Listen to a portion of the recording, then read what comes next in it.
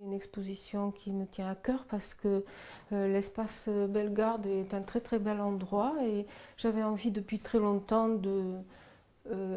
d'exposer dans ce lieu qui est magnifique. Et bon, là, je suis ravie de pouvoir le faire là, cette année. Et donc, c'est toujours important une exposition. Quand on expose, on s'expose aussi en même temps.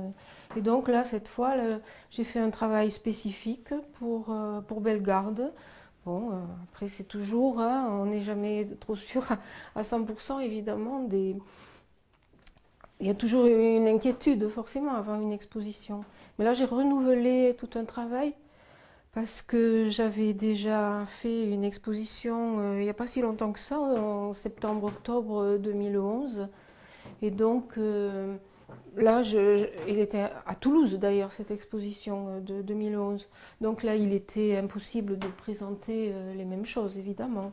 Donc ça m'a donné un élan pour développer des idées un peu nouvelles sur les oiseaux, les animaux, la relation entre l'homme et l'animal dans certaines toiles. Bon, c'est sans doute un thème qui n'est pas développé de manière exhaustive, mais enfin que je risque de développer encore plus dans les temps à venir. Mais là, j'ai posé des jalons.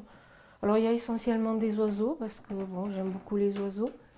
Et puis il y a un côté plastique, un côté très pictural dans le plumage de l'oiseau qui m'a intéressé, un côté graphique.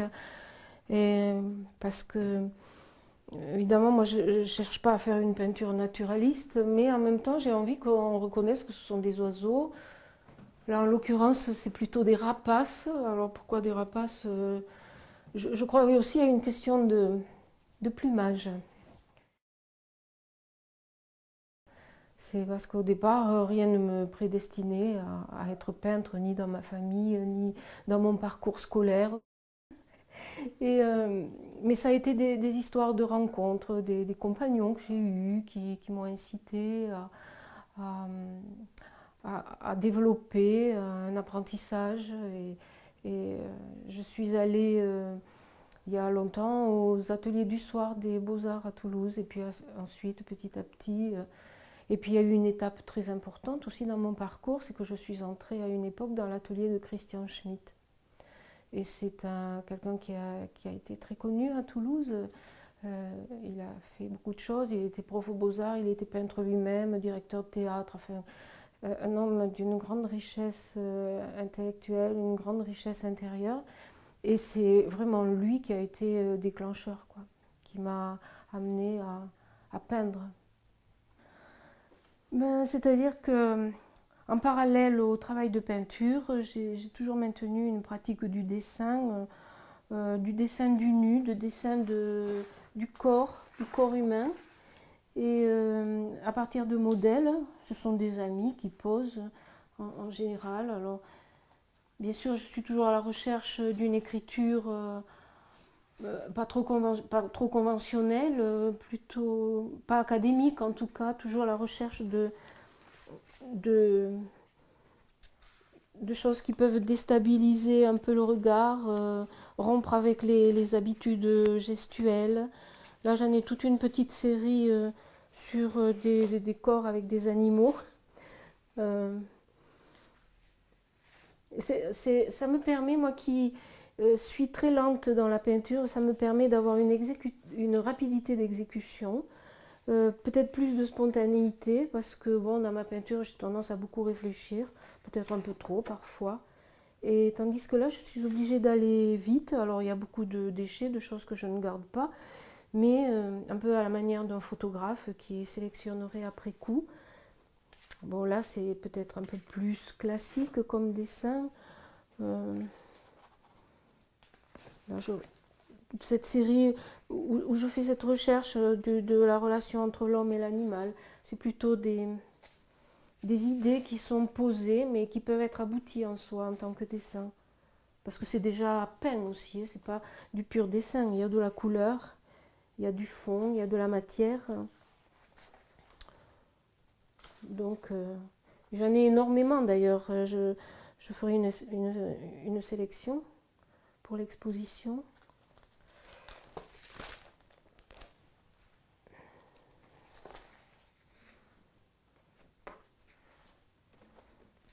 Là aussi, le corps se perd un petit peu, mais c'est la recherche d'une force, toujours pareil, d'une énergie, d'une force,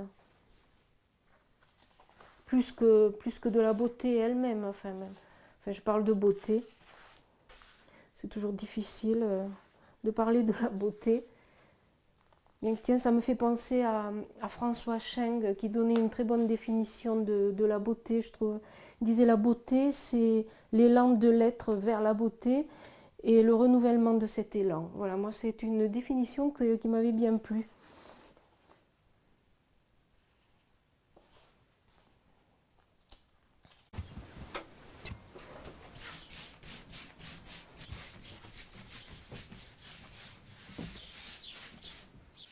Ah oui, beaucoup, hein, surtout, oui, déjà ses œuvres, dans sa réflexion aussi. Et il y a quelque chose que j'avais bien aimé, je sais que dans une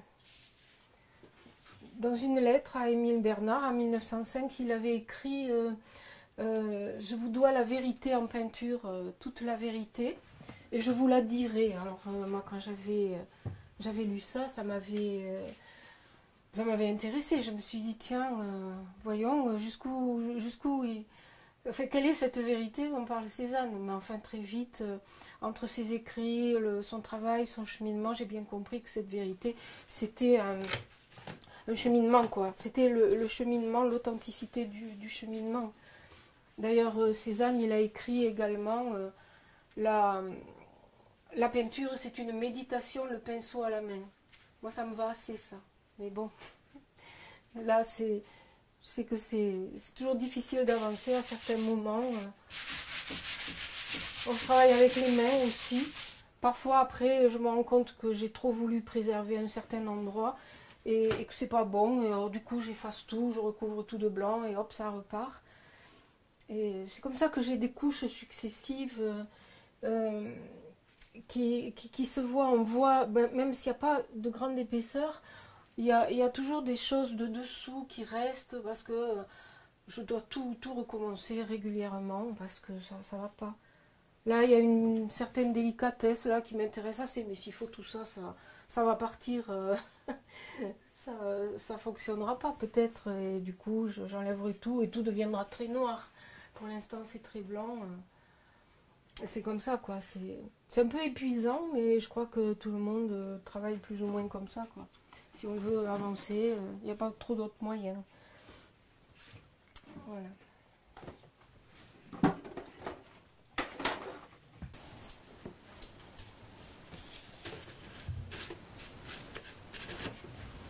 Donc,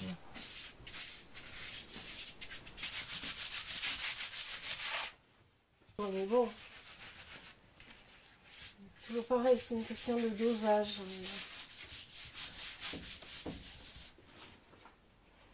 Et si on va pas assez vite, y a pas d'énergie et c'est pas bon.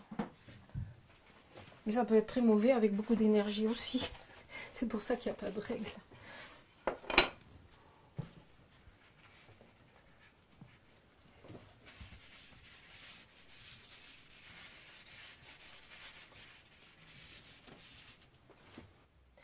Oui, la nature m'inspire beaucoup. J'éprouve le besoin régulièrement, bien que vivant en ville, d'aller marcher dans la nature, d'aller observer les arbres, enfin tous les mouvements. Il y a beaucoup de visions fugitives quoi, dans la nature. Les choses ne sont pas statiques là non plus. Euh, un oiseau qui passe, enfin ça fait un mouvement, quelques taches de couleur qui subsistent même dans le regard, un oiseau qu'on n'arrive pas à identifier. Les arbres aussi, on arrive rarement à capter l'ensemble d'un coup.